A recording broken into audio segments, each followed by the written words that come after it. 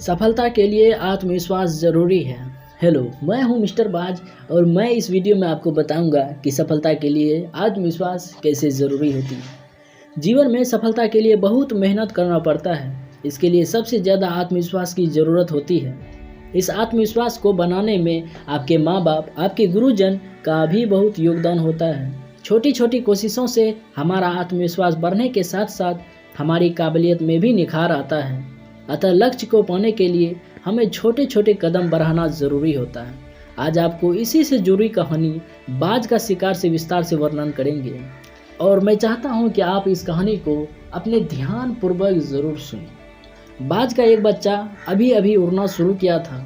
वह अपनी इस सफलता को सभी को दिखा रहा था। इस सफलता की खुशी में वह नीचे टहल रहे सूअर का शिकार करना चाह रहा था।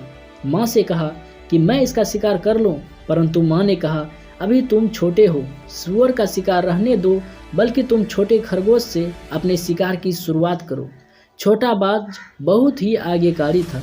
उसने अपने माँ की बात तुरंत मान लिया और बाज ने बड़े कुशलता पूर्वक खरगोश का शिकार कर लिया, जिसे देखकर बाज की माँ बहुत खुश हो गई।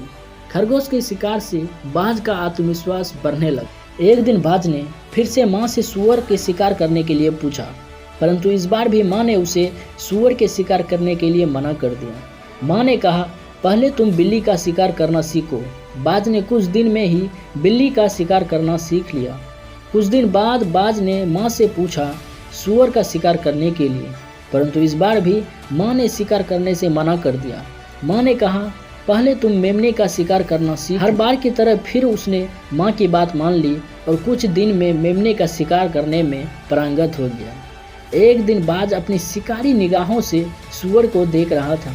तभी माँ ने उसकी तरफ देखा और मुस्कुराते हुए शिकार का इशारा कर दिया। बाज ने सूअर की तरफ तेजी से झपट्टा मारा और थोड़ी मशक्कत के बाद सूअर का शिकार कर लिया, जिसे उसकी माँ काफ़ी खुश हुई। सोचिए, अगर माँ ने पहली बार ही उसे सूअर का शिकार करने के लिए कह देती तो क्या होता।